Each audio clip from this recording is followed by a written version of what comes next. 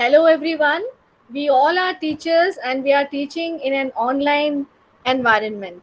Emotional well being of a child and emotional well being of a teacher is very, very important. Being a mathematics teacher, we have to think about this perspective and look teaching of mathematics from different angles. Today we have with us Miss Anju V. Nirula, Senior PGT Mathematics from DAV Public School, Pushpanjali Enclave. She would be sharing with us about emotional well being, its importance, and some of the techniques which teachers can use in their online classroom for inculcating and taking care of emotional well being. Good evening, everyone. I hope I'm audible. Yes, Hello. ma'am. Okay. I'm Anju Narula from DAV Public School, Pushpanjali Enclave, and I would like to discuss a very important aspect that is emotional well being. Why emotional well being is important? Just because we are sitting at home? No. Because of this COVID problem, we have been isolated. We are missing our friends. We are missing our colleagues. We are missing the physical environment that we always were in, called the school. Now, the question is that since we are all alone now, sitting alone at home, we are lonely. That is why emotional well being becomes an important aspect of today's world. I would like to start with something very important. What are the actual human needs? We are all social human beings. We all like to converse with each other, to talk to each other, to communicate with each other. But let us see what are the hierarchy of our needs. The physiological needs come first. They are the lowest. First, they have to be satisfied because if we are hungry, I'm sure we can't do anything else. कहते हैं ना भूखे पेट भजन ना होवे गोपाला वही वाली बात है. We need to have food, water, shelter, clothing. These are our basic requirements. They are our physiological needs, right? Then comes our safety needs. And I think as women, we all understand the meaning of safety. The safety of our children is equally important because the children that we deal with are in a very vulnerable age group. They can easily be swayed, they can be forced, they can be forced to do anything that they don't want to do. Our children are very vulnerable. So their safety is very important. Then, we all are social beings. We all love to want to be loved. We all want that somebody should belong to us. We should belong to somebody. We should have a sense of connection. There is an intimacy, a friendship that we all require. We cannot live alone. Man is not a loner. A lion can live alone, but a man can't. So we all want love. We all want to communicate. We all want a family, a support, a system to which we belong. Once our needs for love and belonging are satisfied, we want our respect. We all are hungry for recognition. We all want that people should say, हाँ ये तो बड़ा अच्छा बंदा है. We all want recognition. That's absolutely important. Our self esteem has to be satisfied. And last but not the least, the highest is self actualization. Here we want to meet God. This is something that I am not capable of discussing. I'm too small a person to discuss anything to do with self actualization or reaching God. I would rather restrict myself up to emotional well being only. Now, the question is what are the kind of students that we get in our schools? अब तक schools में क्या हो रहा था? Children were coming, they were energetic, excited, playful. They all wanted to play something. They were always into some mischief. They were in high spirits. They were naughty. They were sharing their food, they were sharing talks, they were sharing whatever they wanted to with each other. But most of all, our children at school were happy. Children loved coming to school because they would meet their friends, their teachers. They would be acknowledged, recognized. They would be speaking to somebody. They would have a change of environment. But unfortunately, there are a few students in our classrooms, maybe one or two, who have a very low self esteem. Their performance in examinations is not good. They are lonely. They don't make friends. They lack confidence. They are anxious. Their attitude is negative. Do we have such children in our classrooms? Yes, we do. A very few, one or two. We were dealing with them as teachers, as counselors, right? Is it okay? Okay. Now the question is, because of this COVID problem, we have got a new set of problems which we never anticipated, which we never thought. That is the most important of them being isolation. Our students, our children are no longer able to leave their homes. They are confined to the rooms of their homes. They are lonely. There are no outdoor activities that they can indulge in. We tell them, अंदर रह, corona हो जाएगा. We are all scared. We are all insecure.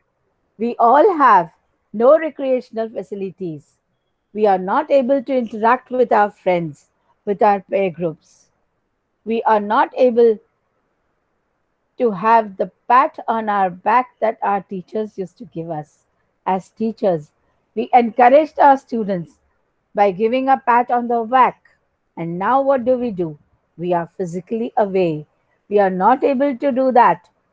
The students lack that human touch that they got in the classrooms. They lack boxing each other. They lack playing with each other. They lack physical activity. They are all lonely. They are all isolated. We are also the same. As teachers, we are, of course, giving them classes. We are doing the academic part using technology. But that human touch is missing. These are the problems which I think about 3 months ago, none of us ever anticipated, never even thought of. But this is reality. This is what has happened today. The question is, when students come to school, their psychological needs are met, their physical needs are met. They play, they are tired, they get enough knowledge. We give them a variety of subjects to study. We give them something to learn. We give them something to think. We help them socially because they are now with us, with their elders, with their friends. They communicate with each other. They are able to interact socially. And all this makes them happy. And they are having a good well being. They are satisfied. They are happy. This is what school used to do to students, which is now missing. Why do we need emotional well being? In a classroom, we as teachers had healthy relations with our students. We had a healthy classroom environment. There was emotional and social learning. We as teachers were emotionally strong. We were able to give that to our students. We were positive. We were effective in our managing classrooms. But all this led to what? Satisfaction. As a whole, our students were happy, they were contented. But now, because of COVID, all this is missing. Emotionally, we ourselves are drained. We are lonely. We are not able to communicate with each other, with our friends, with our families, with our children. And the same thing goes for our children. Now, the question is, some senior students, especially, would ask, what is the meaning of EQ? Why do we need emotional intelligence or emotional quotient? IQ is enough. I'm intelligent. I understand mathematics. I understand science. I'm able to crack the JEE. I have a high IQ level. But is that enough? As a human being, are you secure? Are you happy? No. If that was the case, there would not have been suicides by IIT students who are not able to cope up with that environment. And we know this is happening. So, according to me, more than IQ, I would say EQ is important. The ability to communicate, to identify, express emotions, to understand other people's emotions, their anxieties, to be able to empathize with them, sympathize with them, and most of all, connect with the people around you. We have to understand human relationships. This is all about EQ, and that's very important because if we don't understand people, if we don't have a high EQ, we would not be good managers. We would not be able to work as a team. We would be loners. People with a high EQ are able to help others perceive their emotions, be good team leaders, have successful relations, and most of all, work as a team. A person with high IQ may be very logical, may be able to reason very well, may be gifted as an individual, may be highly capable, may be able to do very well in research, may be able to do very well academically, but would have a very high level of concentration. Yes, would go into professions like research and innovation, but they are loners. They are internally insecure. It is people with a high EQ who are stable, who are able to spread positivity, who are able to develop good relations and work as a team. The question is now, why is it that school is important? What are the four ways in which the school reduces emotional problems, builds trusting relations? Most important, school gives emotional support to the children because they interact with their teachers who are elder to them, they learn from them, have a good experience, they share with their teachers and with their friends. They have their peer groups, they have people to talk to, they have their own age group to communicate with. Then there are so many creative activities that we give in a school. The students do them and enjoy. Art, for example, is one such activity. Music, dance, playing. This is what helps the students physically and mentally and emotionally. We are able to give them a structured environment where they learn, they develop new competencies, right? So they are satisfied that we have done something new. They are able to solve problems, especially because they are learning mathematics. They are able to cope up with problems and they are able to solve them. So they develop problem solving skills, which helps them to solve even their real life problems. This is what a school does. The emotional intelligence that the school provides in the environment that the school has contributes to their academic success.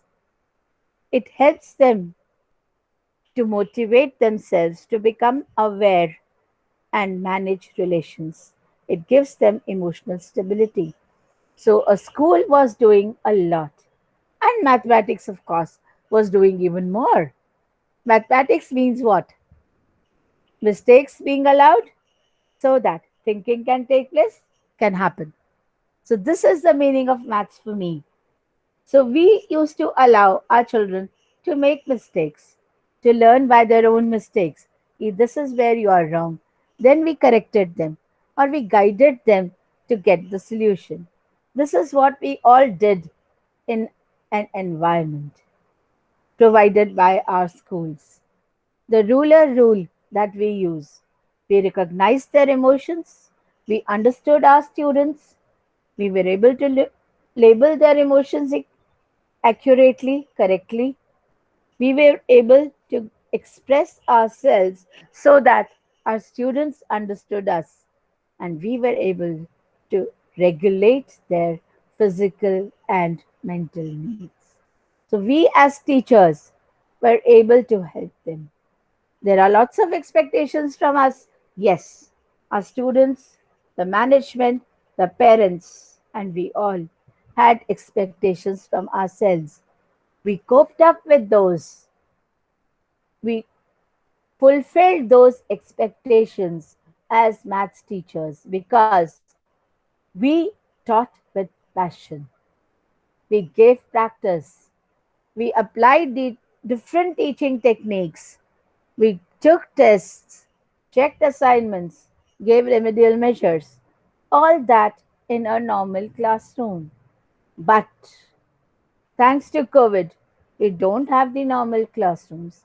We have to do all that by sitting away from our students, by maintaining that distance.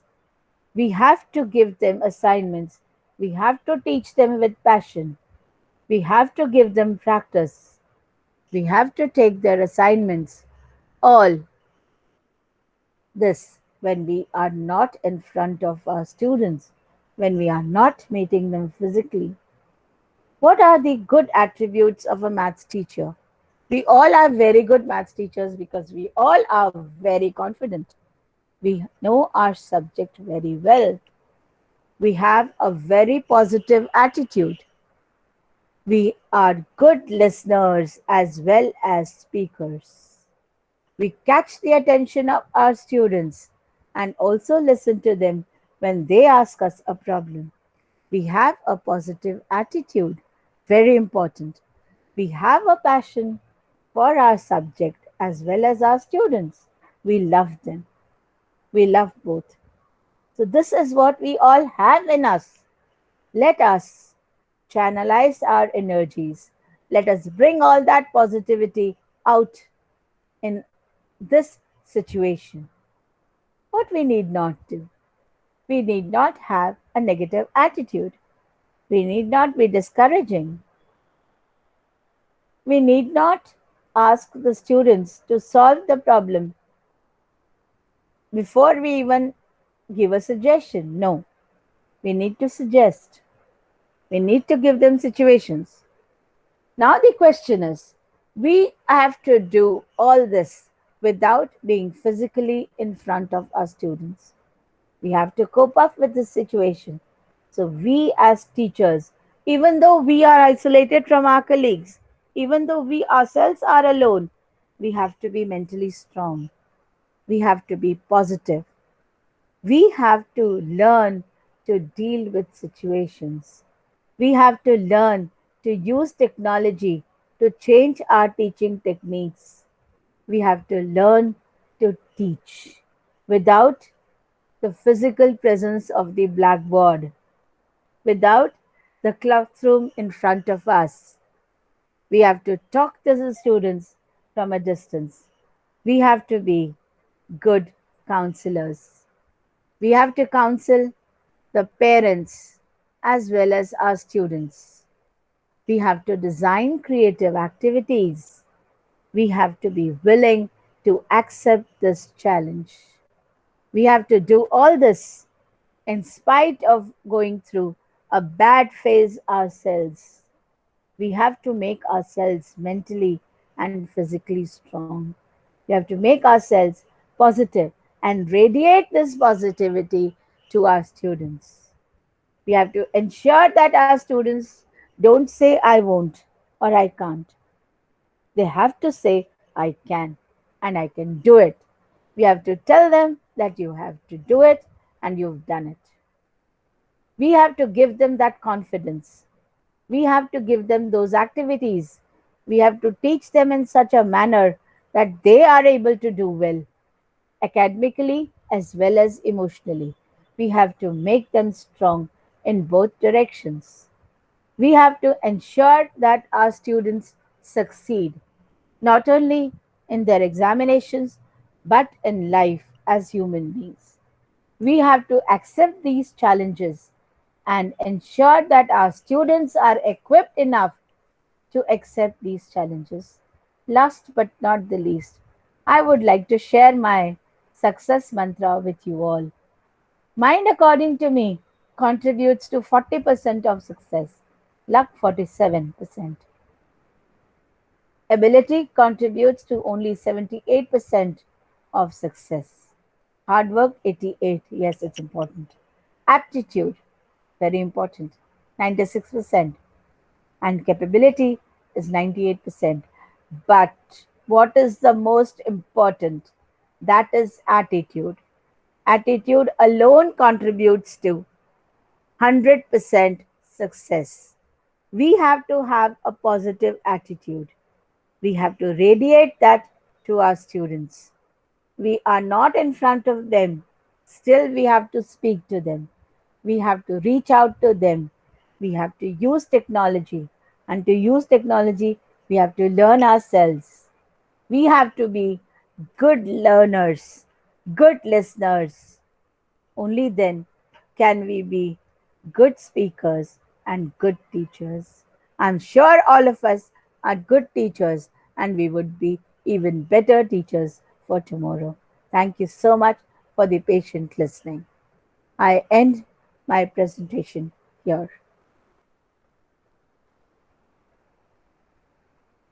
Rashmi, is it okay?